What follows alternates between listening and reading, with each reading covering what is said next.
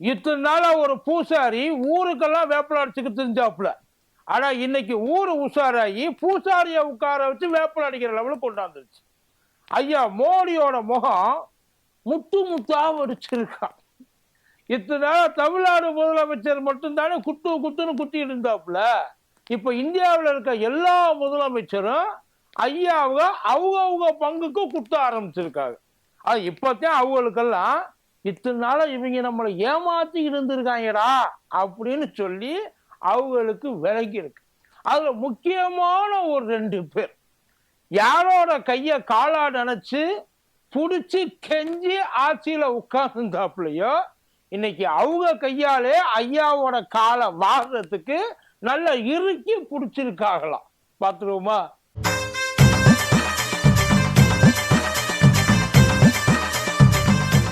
மதியம் வணக்கம். இது மதியம் தர்பார்.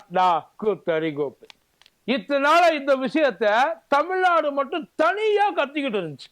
ஆனா அது அவங்களுக்கு ரொம்ப வசதியா போச்சு. என்ன சொன்னாங்கன்னா, பாருங்களேன், மற்றவங்க எல்லாம் எவ்வளவு அமைதியா இருக்கிறாங்க, அவங்களுக்கெல்லாம் இல்லாத பிரச்சனை இவங்களுக்கு மட்டும் எங்கேருந்து வந்துச்சு. அப்ப இவங்க வேணும்னே எங்க மேல பள்ளிய போடுறாங்க.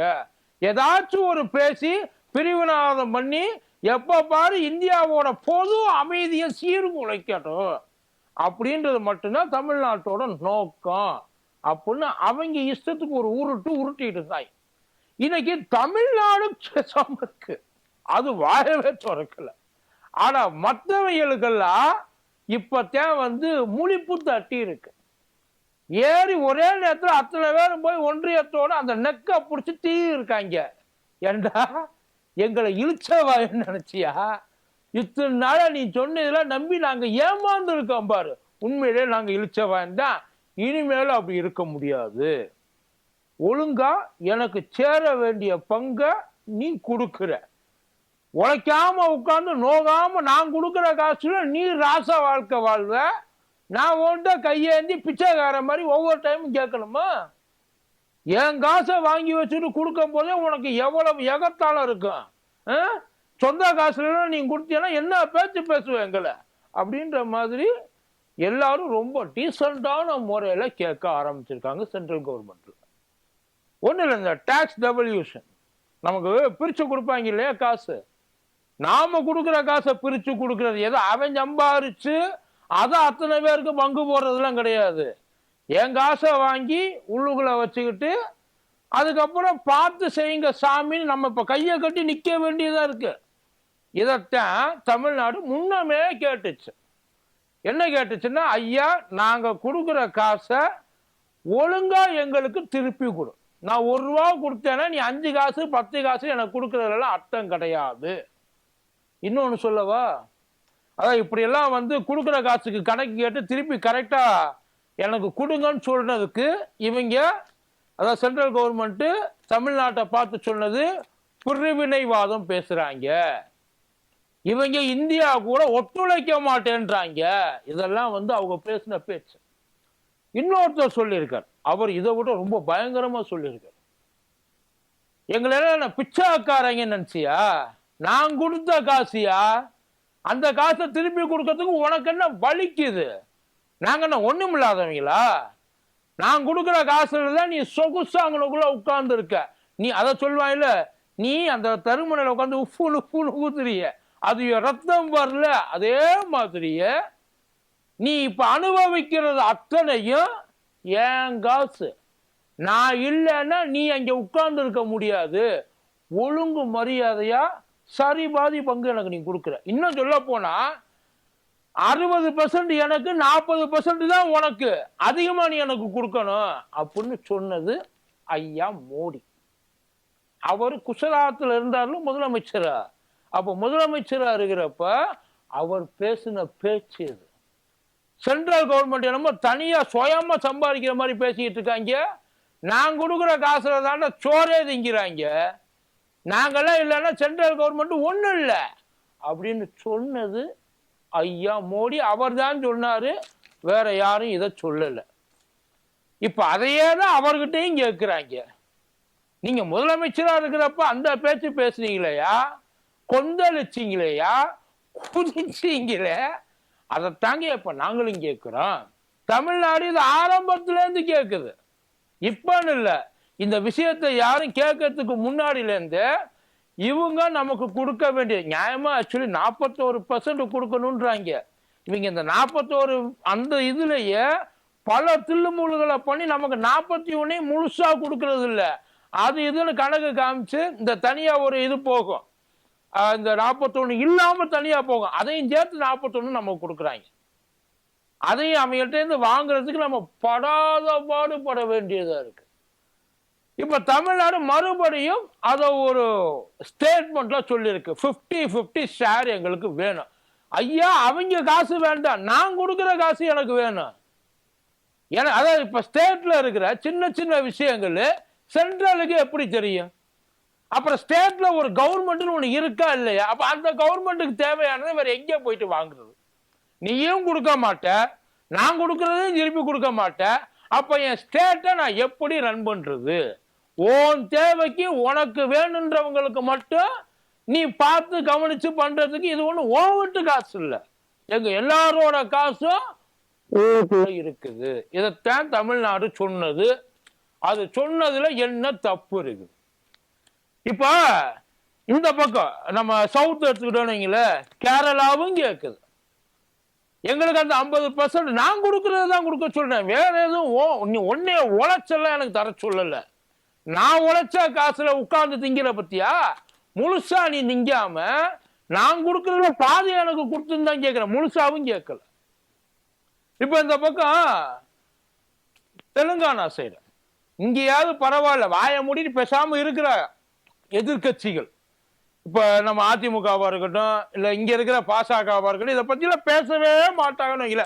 அவங்களுக்கு நல்லாவே தெரியும் நம்ம கேட்கறது நம்மளோட உரிமை, நமக்கு சேர வேண்டியது அப்படின்னு சொல்லி அவங்களுக்கு நல்லாவே தெரியும். இருந்தாலும் பேச மாட்டாங்க, வாயே திறக்க மாட்டாங்க.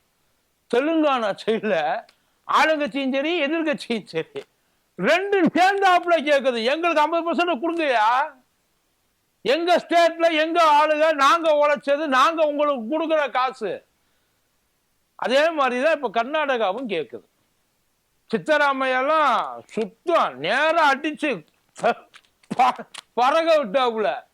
இங்க பாரு, ஒரு வருஷத்துக்கு கிட்டத்தட்ட இந்தியாவோட டோட்டல் ஜிடிபியில 5-6% என்னோடது, அதாவது கர்நாடகால இருந்து வர்றது. ஆனா கர்நாடகா கடைசி ரேங்க்ல இருக்குது இந்த டாக்ஸ் நீ திருப்பி கொடுக்குற கணக்குல. எந்த கணக்குல நீ கொடுக்குற, எந்த கணக்குல நீ ஏத்துலன்ட்டாங்க. அதே மாதிரி நம்ம இவர் பிஆர்எஸ் கட்சிக்கிற கேசிஆர் ஐயா, அவரு ஒரு படி மேல. நீ ஒண்ணு பண்ண, இந்த டீலிமிட்டேஷன் கேட்டாப்புல, மக்கள் தொகை அடிப்படையில் வந்து அதிகமா சீட்டு கொடுக்குறேன்றல்ல, மக்கள் தொகை அடிப்படையிலாம் கொடுக்காத. எவன் உனக்கு ஜிடிபியை கான்ட்ரிபியூட் அதிகமா பண்றான்னா அதனோட தரவரிசையில கொடு. இப்ப ஊபியில இருக்கிறதுல பெரிய மாநிலம் ஊபின்ற, அந்த ஊபியில மக்கள் தொகை அதிகமா இருக்கிறதுனால நான் அதிகமான சீட்டு கொடுக்குறேன்ற, அப்படின்னா அங்கேருந்து தானே உனக்கு ரிட்டர்ன் அதிகமா வரணும். வாங்குறதெல்லாம் மட்டும் இங்கேருந்து எல்லாத்தையும் வாங்கிக்குவேன், அங்கே போட்டு உட்கார்ந்துக்கிட்டு ஏன் படுத்து தூங்குறதுக்கு அவனை தொட்டி கட்டி போட்டு ஆட்டிக்கிட்டு இருக்கியா? அப்புறம் நாங்க எதுக்கியா உழைக்கணும் அப்படின்ற ஒரு கேள்வி அவங்க கிட்ட இப்ப கிளம்பி இருக்கு. இது எல்லாத்தையும் தாண்டி சவுத்துல நமக்கு எங்க சப்போர்ட் பயங்கர ஸ்ட்ராங்கா இருக்குன்னு நினைச்சாப்புலையோ அங்கிருந்தே சங்கம் மிதிச்சிருக்காப்புல சந்திரபாபு நாயுடு. ஆனா அவர் இப்ப அழுத்தல, நல்லா கேட்டுங்க, அந்த பினான்ஸ் கமிஷன் இருக்குல்ல, அதுகிட்ட கேட்டிருக்காப்புல, எங்களுக்கு 50% அவசியம் வேணும். அவர் ஏற்கனவே அதாவது இந்த பட்ஜெட்ல ரொம்ப அதிகமா வந்து வாசிக்கப்பட்ட 2 பேரு, ஒன்னு பீகாரு, இன்னொன்னு ஆந்திரா. ஆனா அப்பேற்பட்ட ஆந்திராவே இப்ப தடுமாறுது. ஏன்னு கேட்டா ஸ்பெஷல் பேக்கேஜஸ் எல்லாம் கொடுங்க அப்படின்னாங்க. அப்ப உட்கார்ந்துகிட்டு ஐயா மோடி உனக்கு என்ன வேணும் கேளு, எதுக்கு நான் இருக்கிறேன், எல்லாத்தையும் நீ எடுத்துக்க அப்படின்ற மாதிரி சொன்னவரு, அதுக்கப்புறம் உனக்கு கையெழுத்து போட்டு கடன் வாங்கி தரேன், என் கையில இருந்தெல்லாம் காசு தர முடியாது, அந்த கடனை நீ வாங்கிக்க, நீ அடைச்சிக்க, கடனுக்கு நான் ஏற்பாடு பண்றேன் அப்படின்ற மாதிரி சொன்னோன்னா அவருக்கு பீச புடுங்கின மாதிரி ஆயிப்போச்சு. ஏன்னா இதை நம்பிதான் அவர் இருந்தார். ஒரு கேபிட்டல் கிடையாது, ஒன்றும் கிடையாது. ஆந்திரா அந்த தெலுங்கானாவோட சேர்ந்து இருந்தப்ப ஹைதராபாத்தை வந்து பெருமளவு கொண்டு வந்தது உண்மையிலேயே சந்திரபாபு நாயுடு. அவரோட அந்த டெக்னாலஜி டெவலப்மெண்ட் வேற லெவல்ல அதுக்கு வந்து ஹெல்ப் பண்ணுச்சு. இப்ப அமராவதியும் அவருக்கு உருவாக்க முடியும். ஆனா அதுக்கான சோர்ஸ்னு ஒண்ணு இருக்குல்ல, அதுக்கான திட்டங்கள் இது எல்லாமே அவங்க வேலையை பார்த்துக்கிட்டு தான் இருக்காங்க. ஆனா உண்டியல் காலியா இருக்க, சத்தமே வர மாட்டேங்குது, கஜானா ஒண்ணுமே இல்லை. இப்ப அதை எப்படி ஒண்ணு இல்ல, உண்மையில அங்க கவர்மெண்ட் ரன் பண்றது ரொம்ப கஷ்டமான ஒரு சூழ்நிலை தான் ஆந்திராவில் இப்ப இருக்குது. அவர் இப்ப கேட்கிறாரு, எல்லாத்தையும் ஓன்ட்ட கொடுத்துட்டு நான் உன் வாயை பார்த்துட்டு உட்கார்ந்து இருக்கணுமா, 50% எடுத்து கொடுங்க சார் அப்படின்னு சொல்லி மினிஸ்டர் எல்லாரும் போயிட்டு மனு எல்லாம் கொடுக்கல, அந்த பினான்ஸ் கமிஷன் இருக்குல்ல அதுகிட்ட சொல்லி இருக்கார். அதுகிட்ட சொல்லி ஏற்கனவே 31 தான் இருந்தது, அதை 15th 14th பினான்ஸ் கமிஷன் தான் 41 ஆக்குனது. அதை இப்ப 50 மாத்துங்க. அந்த இதுல நிர்மலா சீதாராமன் அம்மையாரு அவங்க என்ன சொல்லிட்டாங்க, எனக்கு பினான்ஸ் கமிஷனுக்கு சம்பந்தமே இல்லை, மினிஸ்ட்ரி வேற கமிஷன் வேற, நாங்க ஒண்ணு அவங்க எல்லாம் வந்து எதுவும் சொல்லலையே, அவங்க என்ன சொல்றாங்களோ என்ன பரிந்துரை பண்றாங்களோ அதைத்தான் நாங்க செய்யறோம். இது அவங்க சொன்னதுப்பா, நான் சொல்லல, அவங்க சொன்னது.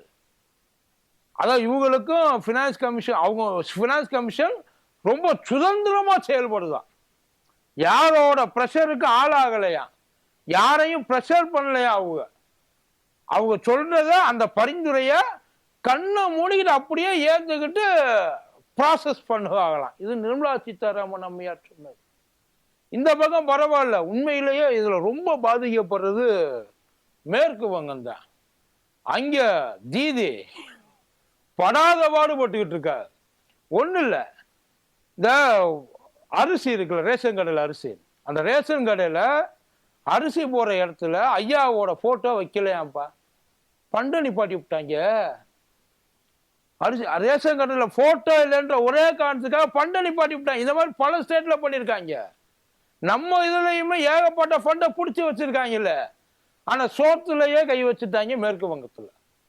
அதுல அவங்க ரொம்ப கடுப்பாயிட்டா, அதுலதான் இருக்கிறதுல ரொம்ப பாதிக்கப்பட்டு உண்மையில அது தடுமாறி போயிருச்சா. ரேஷன் கடையில ஒரு மாசம் இல்லைன்னு சொன்னா ஸ்டேட்ல உள்ளுக்குள்ள கலவரம் வந்துடும்.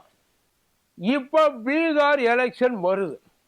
இப்ப இந்த பீகார் எலெக்ஷன்ல ஐயா மோடி போறாருன்னு வைக்கல, ஏற்கனவே ஐயா அகிலேஷ் யாதவ் அழகா சொல்லிட்டாப்புல, இவர் பீகாருக்கு எதுக்கு வர்றாருன்னு நினைக்கிற, வேலை இல்லை, அந்த வேலையில்லா பற்றாக்குறையை கொண்டாந்து தீர்த்து வச்சு எல்லாருக்கும் வேலை வாங்கி கொடுக்கறதுக்கா, இல்ல சோத்துக்கு வழி இல்லாம திண்டாடுறாங்களே அந்த பிரச்சனையை தீர்க்கறதுக்கா? ஒரு இதுவும் கிடையாது.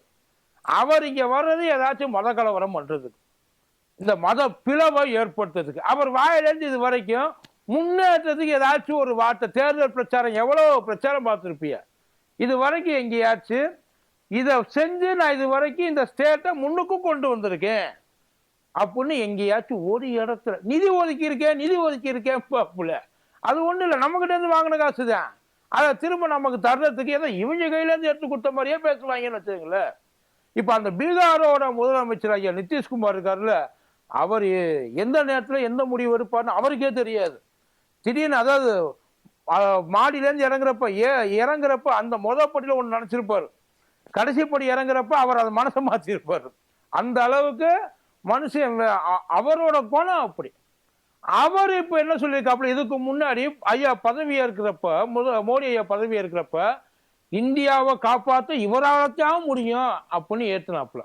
இன்னைக்கு இந்தியாவை இவரை விட்ட வேற எவனாலையும் அழிக்கிறதுக்கு முடியாதுன்ற ஒரு முடிவுக்கு அவர் வந்துட்டார். அதாவது எங்களுக்கு அந்த 50% கொடுங்கப்பா.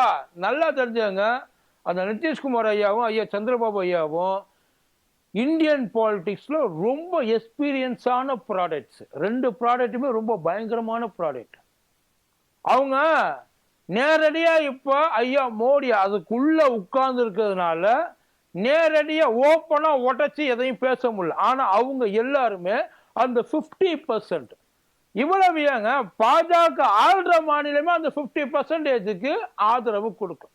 ஏன்னா இருக்கிற எல்லாமே அவங்க கையில ஹோல்டுல இருக்கிறது, அவங்க கிட்ட போயிட்டு நம்மளால அடிச்செல்லாம் வாங்க முடியாது. ஒழுங்கா பிரிச்சு கொடுக்க வேண்டியதை கொடுக்காம சுத்தி திரியிறாங்க சார், சுத்தல்ல விட்டுட்டு இருக்காங்க.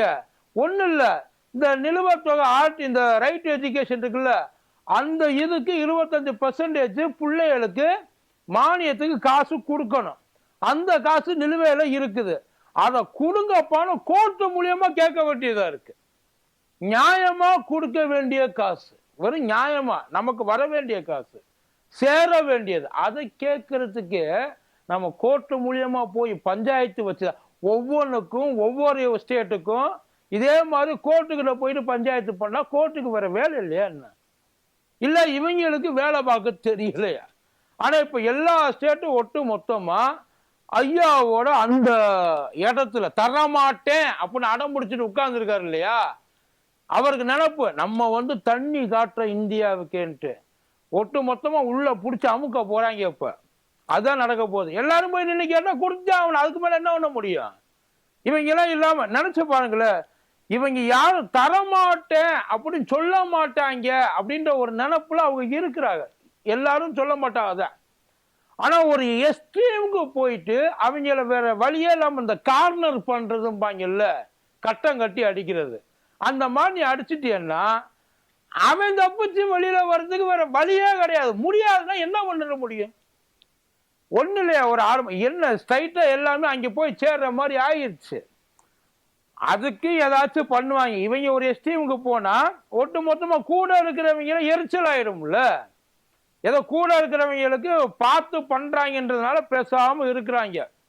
ஆனா அவங்களுக்கும் சேர்த்துதான் இப்ப எல்லாரும் இந்த 13 ஸ்டேட்டும் இப்ப ஐயாவுக்கு முன்னாடி நின்று பஞ்சாயத்து பண்ணுது.